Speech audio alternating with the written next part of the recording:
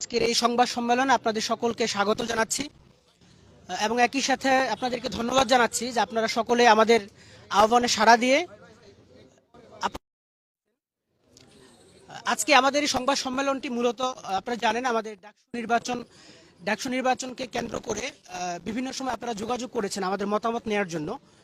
তো আমাদের এই মতামতগুলো আপনাদের সামনে আজকে উপস্থাপন করব এবং একই সাথে বর্তমানে ডাকসুর যে গঠনতন্ত্র আছে সেই গঠনতন্ত্রের বিভিন্ন ধারা নিয়ে অনেক সেটার উপর ভিত্তি করে আমরা একটি সংস্কার প্রস্তাবনা রেডি করেছি।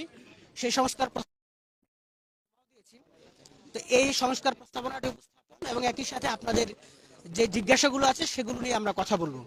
তো শুরুতে আজকে গঠনতন্ত্রের প্রস্তাবনাটি উপস্থাপন করার জন্য অনুরোধ করছি বাংলাদেশ ইসলামী ছাত্র শিবির ঢাকা বিশ্ব সেক্রেটারি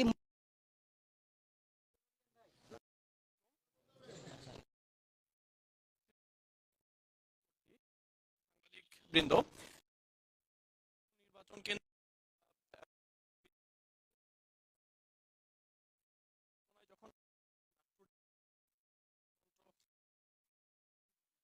যেই প্রস্তাবনা সেই সংস্কার বিষয়ক যে আলোচনা সেই আলোচনাটাও জোরালো হয়ে ওঠে। আমরা মনে করি যে ডাকসুর যে গঠনতন্ত্র বর্তমানে রয়েছে তার যে সংস্কার এই সংস্কারের যে আলোচনা সেই চলতে পারে এবং আমরা বিশ্ববিদ্যালয়ের কর্তৃপক্ষ আমাদের সকল ক্রিয়াশীল সংগঠনকে ইনভাইটেশন সম্পর্কে আলোচনা করার জন্য এবং 2 দফায় আমরা সেই আলোচনায় মৌখিকভাবে যে সংস্কার প্রস্তাবনা সেটি পেশ করেছি। তো এক্ষেত্রে আমরা লিখিত সেই সংস্কার প্রস্তাবনা সকলের সামনে নিয়ে আসার জন্য করেছি এবং আজকে আমরা সেটি পেশ করছি। ডাকসুর যে বর্তমান গঠনতন্ত্র আপনারা জানেন 2 দফায় সংশোধিত হয়ে বর্তমান অবস্থায় এসেছে। 1998 সালের গঠনতন্ত্র ছিল এবং পরবর্তী 19 সালে পতিত স্বৈরাচার সরকারের সময়ে যে নির্বাচন হয়েছিল সেই নির্বাচন এবং সংশোধনীর পরে বর্তমান যেই গঠনতন্ত্র রয়েছে সেই গঠনতন্ত্রটি এখনো ফাংশন করছে। যেই বিষয়গুলো সংস্কার করা প্রয়োজন বলে আমরা মনে করি সেই বিষয়গুলো আমরা পেশ করছি। প্রথমত লক্ষ্য উদ্দেশ্য বর্তমান লক্ষ্য উদ্দেশ্যের ধারা 2 এর ক-তে বর্ণিত আছে যে স্বাধীনতার সংগ্রাম ও মুক্তি পালন করা। আমরা এক্ষেত্রে মনে বড় একটা ইভেন্ট, মেমোরেবল ইভেন্ট, যার মাধ্যমে আমরা আমাদের স্বাধীন বাংলাদেশকে পেয়েছি, কিন্তু একই সাথে সকল গণতান্ত্রিক আন্দোলনকে এই জায়গায় অ্যাড্রেস করতে বর্তমান গঠনতন্ত্র ব্যর্থ হয়েছে। ফলে আমরা সেগুলো হচ্ছে, প্রথমটি হচ্ছে বিশ্ববিদ্যালয়ের একাডেমিক কার্যক্রম আয়োজন এবং সেটি বিশ্ববিদ্যালয় কার্যক্রম পরিচালনা পর্ষদ শিক্ষার্থীদের জন্য যৌক্তিক পদ সৃষ্টি করা এবং শিক্ষার্থীদের পদায়ন করা। এবং সর্বশেষটি হচ্ছে বিভিন্ন বিষয়ে বিশ্ববিদ্যালয়ের নীতি নির্ধারণী সিদ্ধান্ত গ্রহণের ক্ষেত্রে জরিপ, ডিজিটাল আউটরিচ, দৈব চয়ন প্রভৃতি নানা যৌক্তিক উপায়ে শিক্ষার্থীদের মতামত। আমরা দেখতে পেয়েছি বর্তমান যেই গঠনতন্ত্র রয়েছে, বর্তমান গঠনতন্ত্রে সভাপতির যেই স্বেচ্ছাচারী যেই ক্ষমতা অর্পণ করা আছে সেটি আমাদের কাছে মনে হয়েছে যে এটি একজন সভাপতিকে স্বেচ্ছাচারী হয়ে উঠতে সাহায্য করে। ফলে আমরা মনে করি গঠনতন্ত্র সংশোধনের মাধ্যমে এই ক্ষমতাকে কমিয়ে আনা প্রয়োজন এবং কার্যনির্বাহী পরিষদকে শক্তিশালী করা প্রয়োজন। এক্ষেত্রে যেই বিষয়টি সমস্যাপূর্ণ মনে হয়েছে আমাদের, যে সভাপতি যে কোনো সময় সংসদের সার্বিক স্বার্থে যে কোনো পদাধিকারী বা নির্বাহী কমিটির সদস্যকে বরখাস্ত করতে বা নির্বাহী কমিটিকে সম্পূর্ণভাবে বাতিল করতে এবং পুনরায় নির্বাচন আহ্বান করতে বা সংসদ পরিচালনার ক্ষেত্রে যে কোনো পদক্ষেপ নিতে পারেন। এক্ষেত্রে আমরা মনে করি যে এই একচ্ছত্র যে ক্ষমতা সভাপতিকে দেওয়া হয়েছে সভাপতিকে স্বেচ্ছাচারী হয়ে উঠতে বাধ্য করবে। ফলে আমরা মনে করি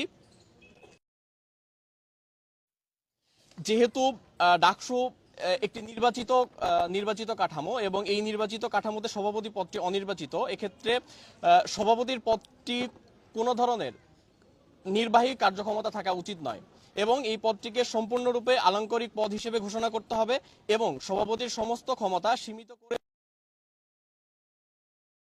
করতে হবে।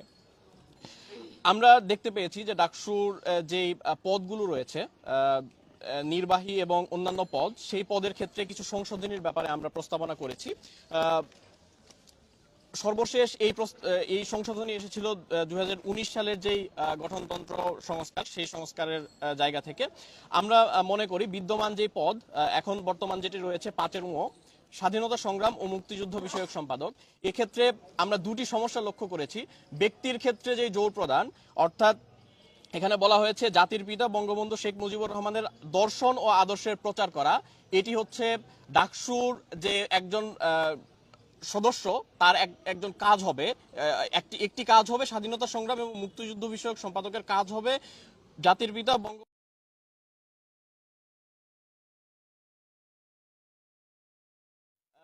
মতাদর্শগত যে প্রচার, সেই প্রচারই মূল উদ্দেশ্য হওয়া উচিত। মুক্তিযুদ্ধের যে সঠিক আদর্শ, সেই সঠিক আদর্শের প্রচারই এই সম্পাদকের কাজ হওয়া উচিত এবং একই সাথে বাঙালি জাতীয়তাবাদের যে প্রশ্ন এখানে অ্যাড্রেস করা আছে, অর্থাৎ বাঙালি জাতীয়তাবাদের প্রচার এবং প্রসারের যে দায়িত্ব দেওয়া এনে এই স্বাধীনতা সংগ্রাম এবং মুক্তিযুদ্ধ বিষয়ক সম্পাদকের যে কাজ, সেই কাজটি এমন হওয়া উচিত ব্রিটিশ বিরোধী আন্দোলন থেকে শুরু করে ভাষা আন্দোলন, মুক্তিযুদ্ধ, স্বৈরাচার বিরোধী আন্দোলন, নিরাপদ সড়ক আন্দোলন ও জুলাই এর গণ অভ্যুত্থান সহ সকল গণতান্ত্রিক আন্দোলনের স্পিরিটকে ধারণ করে দেশের সার্বভৌমত্বের সুরক্ষা, মৌলিক মানবাধিকার, গণতান্ত্রিক মূল্যবোধ, পারস্পরিক সম্প্রীতি ও বাংলাদেশী জাতীয়তাবাদের প্রসারে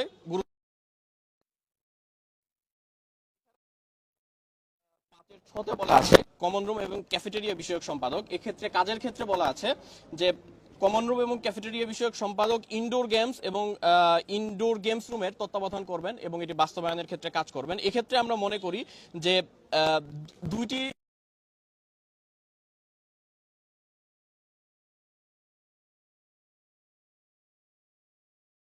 পাঠাগার এবং পাঠকক্ষের ব্যবস্থা আছে, সুতরাং এই বিষয়টির দিকে নজর রাখার জন্য পাঠাগার, পাঠকক্ষ এবং কমন রুম বিষয়ক সম্পাদকের প্রয়োজন আছে এবং ক্যাফেটেরিয়া এবং ক্যান্টিন বিষয়ক সম্পাদক, এই দুটি পদ সৃষ্টির মাধ্যমে এই বিষয়গুলোকে সুচারুভাবে বাস্তবায়ন করা সম্ভব। পদ এক্ষেত্রে আমরা মনে করি যেহেতু কাজের সামঞ্জস্যতা রয়েছে, ফলে সাংস্কৃতিক বিষয়ক সম্পাদক এবং সাহিত্য সম্পাদক এই দুইটি পদকে একসাথে মার্জ করে সাহিত্য ও সংস্কৃতি বিষয়ক সম্পাদক হিসেবে একীভূত করা যেতে পারে। এক্ষেত্রে আমরা সময়ের চাহিদার আলোকে দুটি নতুন পদ সৃষ্টি করার জন্য প্রস্তাবনা পেশ করছি। একটি হচ্ছে নারী ও সমতা বিষয়ক সম্পাদক এবং দ্বিতীয়টি হচ্ছে ধর্ম ও সম্প্রীতি বিষয়ক সম্পাদক। বিদ্যমান গঠনতন্ত্রতে নির্বাচন পরবর্তী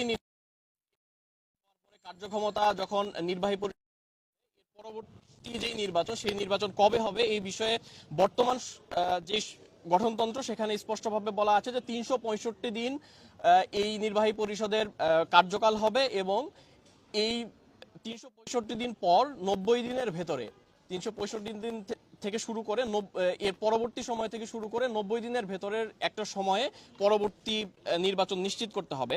কিন্তু এই বিষয়ে স্পেসিফিক ভাবে কোনো ধরনের কোনো গাইডলাইন দেওয়া হয়নি। সে কারণে আমরা মনে করি যে আমাদের প্রস্তাবনা হচ্ছে যে সংসদে মেয়াদ শেষ হওয়ার 30 দিনের মধ্যে নির্বাচন কমিশন গঠন করতে হবে।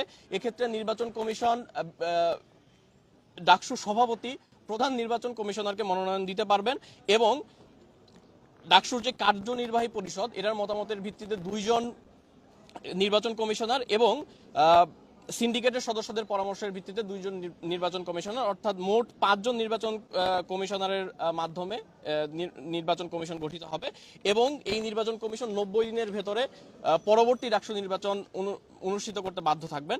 এক্ষেত্রে যদি 90 দিনের ভেতরে নির্বাচন বাস্তবায়ন করা সম্ভব না হয়, তাহলে সভাপতি এর দায়ভার বহন করবেন এবং জবাবদিহিতা করবেন।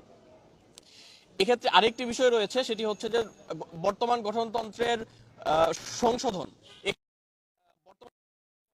ঢাকা বিশ্ববিদ্যালয়ের সিন্ডিকেট যখন প্রয়োজন মনে করবে তখনই এই গঠনতন্ত্র সংশোধন করতে পারবে।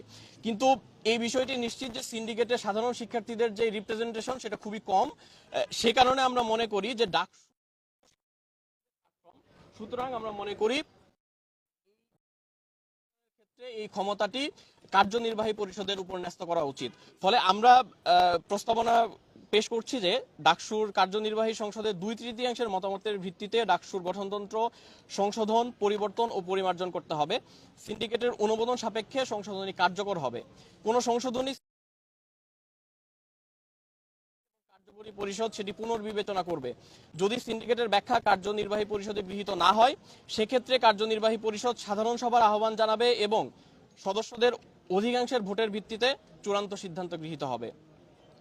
এক্ষেত্রে আমরা আরেকটি বিষয় দেখেছি যেটা 7-এর জ-তে বলা আছে যে নির্বাহী কমিটির সভায় কোনো ধরনের আলোচনার জন্য সেই এজেন্ডাটি সভাপতির অনুমোদন নিতে হয়, অর্থাৎ সভাপতির অনুমোদন ব্যতীত কোনো এজেন্ডা সভায় আলোচনা করা যায় না।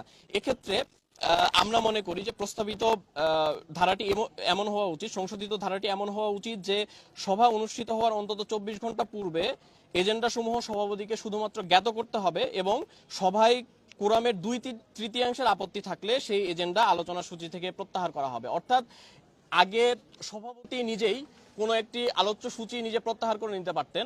আমরা মনে করি যে এই ক্ষমতা কার্যনির্বাহীর উপর ন্যস্ত হওয়া উচিত এবং কার্যনির্বাহী সিদ্ধান্ত নিবে 2/3 মতামতের ভিত্তিতে যে কোন এজেন্ডাটি আলোচিত হবে এবং কোন এজেন্ডা আলোচিত হবে না। এবং ধারা 18-তে বলা রয়েছে যে গঠনতন্ত্রের যে সকল বিষয়ের নির্দেশনা নেই সেই বিষয়গুলো সব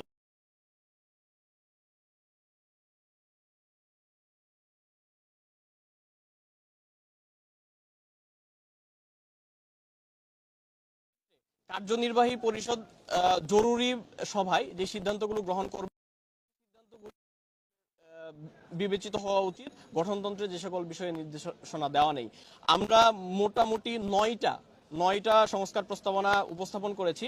আমরা আশা করব যে এই যেই প্রস্তাবনাগুলো আমরা দিয়েছি এইটার যৌক্তিকতা বিবেচনা করে এবং সকলের যেই মতামত সেই মতামতের ভিত্তিতে বিশ্ববিদ্যালয় কর্তৃপক্ষ ডাকসু নির্বাচন কেন্দ্রিক যে কার্যক্রম সেই কার্যক্রমের পরিচালনা করতে এই প্রস্তাবনাগুলি গ্রহণ করবেন এবং পরবর্তী যে পরিমার্জিত গঠনতন্ত্র আমরা পাবো আমরা আশা করব যে যৌক্তিকতা বিবেচনায় এই প্রস্তাবনাগুলো যাতে সেই গঠনতন্ত্রে বিবেচনায় নেওয়া। ধন্যবাদ জানাচ্ছি মহিউদ্দিন খানকে। এরপর যে আপনাদের প্রশ্ন নেওয়া হবে, প্রশ্ন উত্তর পর্বটি পরিচালনা করবেন বাংলাদেশ ছাত্র শিবির ঢাকা বিশ্ববিদ্যালয়ের সভাপতি এস.এম. ফরহাদকে পরিচালনা করার জন্য।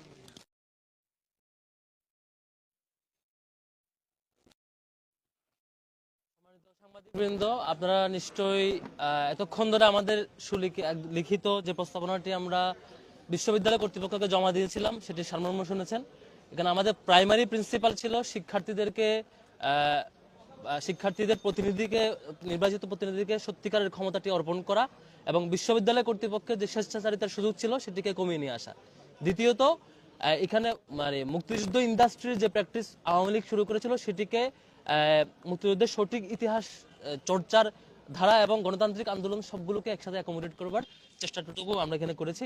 আপনারা আপনাদের জ্ঞাতার্থে আমরা বেশ কয়েকটি কপি এখানে অ্যাভেলেবল রেখেছিলাম, সেখান থেকেও নিতে পারেন এবং একই সাথে আমরাও এটার সফট কপি আপনাদের জন্য দিয়ে দেবো। আপনারা আমাদেরকে নক দিলে আপনারা পেয়ে যাবেন। একই সাথে আমরা অল্প সময়ের মধ্যেই শিক্ষার্থীদের জন্য কয়েকদিনের মধ্যে চেষ্টা করবো সেটি বুকলেট আকারে সবার জন্য অ্যাভেলেবল করবার জন্য। আপনাদের কোনো জিজ্ঞাসা ডাকসু সংক্রান্ত কিংবা ডাকসু নির্বাচন সংক্রান্ত বা আমাদের প্রস্তাবনা সংক্রান্ত যে কোনো জিজ্ঞাসা প্রশ্ন করতে পারেন।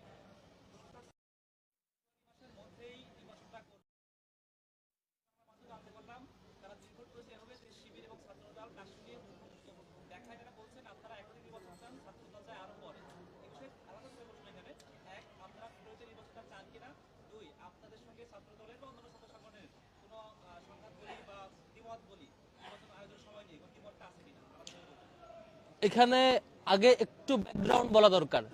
ঢাকা বিশ্ববিদ্যালয়ের ইতিহাসে সম্ভবত যে গণরুমের গেস্ট রুমের বিলুপ্তি হয়েছে, এটাই প্রথম যেখানে প্রথম বর্ষের শিক্ষার্থীরা তার মেরিট বেসিসে এবং কন্ডিশন বেসিসে সিট পায় এবং এখানে বাংলাদেশের ইতিপূর্বে যে পলিটিক্যাল বাজে কালচার ছিল সেটি একেবারে বিলুপ্তি সাধন হয়েছে 5 তারিখের পর থেকে।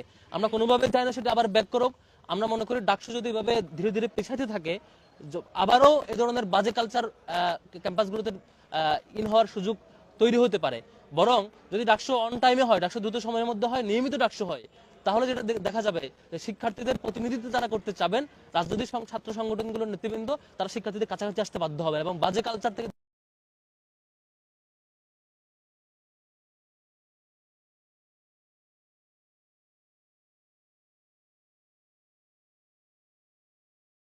সিন্ডিকেট মিটিং কল করে এবং অথরিটির প্রয়োজনীয় মিটিংগুলো কল করে জানুয়ারির মধ্যে সংস্কার নিশ্চিত করা এবং জানুয়ারির মধ্যেই ডাকসুর পূর্ণাঙ্গ রুট ম্যাপ ঘোষণা করা, যাতে করে আমরা বিশ্ববিদ্যালয় কর্তৃপক্ষ যেটি বলেছি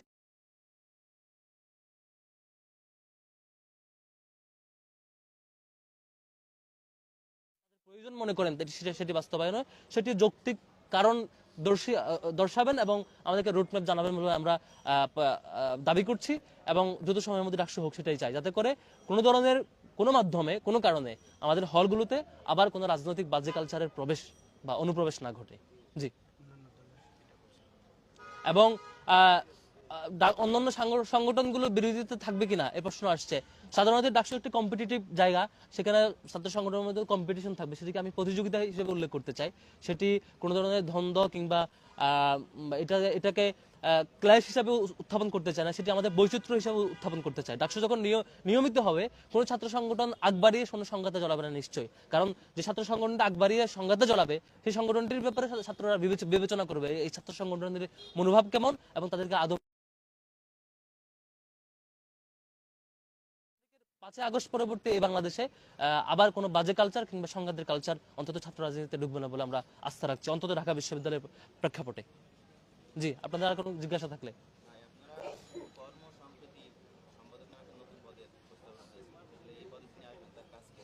জি, প্রশ্নটা হচ্ছে ধর্ম এবং সম্প্রীতি সম্পাদক একটি পদের প্রস্তাব দিয়েছি আমরা।